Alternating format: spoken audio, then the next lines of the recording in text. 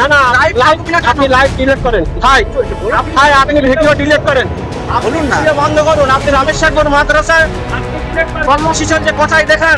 তৃণমূল কর্মী আব্দুল্লাহ গাজীর বাড়িতে উত্তরপ্রদেশ পুলিশের অ্যান্টি টেররিজম স্কোয়াড বৃহস্পতিবার হাসনাবাদের রামেশ্বরপুরে তার বাড়িতে চলে তল্লাশি। কেন্দ্রীয় বাহিনীর ঘেরাটোপে তৃণমূল কর্মী আব্দুল্লাহ গাজীর বাড়িতে তল্লাশি চালায় এটিএস। বিভিন্ন ধরনের নথিপত্র খতিয়ে দেখেন আধিকারিকেরা। বাড়ির পাশাপাশি খারিজি মাদ্রাসার সামনেও কেন্দ্রীয় বাহিনী মোতায়েন। তবে খারিজি মাদ্রাসাতে তল্লাশি চালানো হয় কিনা তা স্পষ্ট নয়।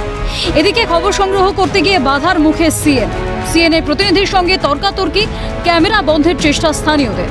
বর্তমানে পলাতক আব্দুল্লাহ গাজী। প্রথম ছেলেকে দেওবন্দ মাদ্রাসা থেকে, ছেলেটা এবার শেষ বছর পড়া ছিল উত্তরপ্রদেশে, হ্যাঁ উত্তরপ্রদেশে, সেই মাদ্রাসা থেকে তাকে তুলে তাকে 2 বছর 3 বছর জেল খাটালো। পরে আব্দুল্লাহকেও দেখলাম গত বছর তুলে নিয়ে গেল। গত বছর বাড়ি থেকে তুলে নিয়ে যাওয়ার পরে এবার সেও জেল খাটলো। জেল খেটে ওদের জামাই থাকে, সব দেখাশুনো করে। এইবার জামাই দেখলাম জামিন টামিন দিয়ে সব কিছু বাড়ি নিয়ে আসে। পরিবার সূত্রে খবর, এলাকার একটি মাদ্রাসার সঙ্গে যুক্ত আব্দুল্লাহ গাজী।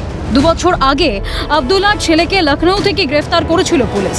এখন তিনি জামিনে মুক্ত। আব্দুল্লাহকেও আগে গ্রেফতার করে পুলিশ, তারপর ছাড়া পান তিনি। এরপরই তৃণমূল কর্মীর বাড়িতে তল্লাশি। কোনো সমস্যা জড়িত হয়ে যায়, যার কারণে এটিএস এখান থেকে 2 বছর আগে লখনৌ থেকে ওর ছেলেকে তুলেছিল। আবু রায়রার নাম, উনি মাদ্রাসা দেওবন্দ দারুল উলুম মাদ্রাসায় পড়তো। ওখান থেকে ওকে অ্যারেস্ট করে। ওখান থেকে অ্যারেস্ট করার পরে ওর আব্বাজিকে তোলে বাড়ির থেকে। প্রায় 2 বছর মতো জেলে থাকার পরে লখনৌ ছিল। তারপরে বেলটা এখন বাড়িতে আছে। এখন বাড়িতে চারপাশের কাজ করে, আর একটা দোকান আছে, দোকান চালায়। বলছে আমাদের কাছে সার্চ ওয়ারেন্ট আছে, সার্চ করতে এসেছি। ঘটনার তীব্র নিন্দা জানান বিজেপির রাজ্য সভাপতি শ্রমিক ভট্টাচার্য।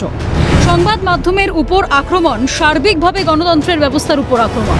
সেটা প্রশাসন, পুলিশ, মুখ্যমন্ত্রীর কঠোর হাতে দমন করবে। অরাজক অবস্থা তৈরি হয়েছিল কয়েকটা জেলায়। র্যাডিক্যালাইজেশন কোন জায়গায় পৌঁছেছে, ধর্মান্ধতা, মৌলবাদ কোথায় পৌঁছেছে, ঘটনায় প্রমাণ। আমরা তীব্র নিন্দা করছি। সংবাদ মাধ্যমের উপর আক্রমণ সার্বিকভাবে গণতান্ত্রিক ব্যবস্থার উপর আক্রমণ।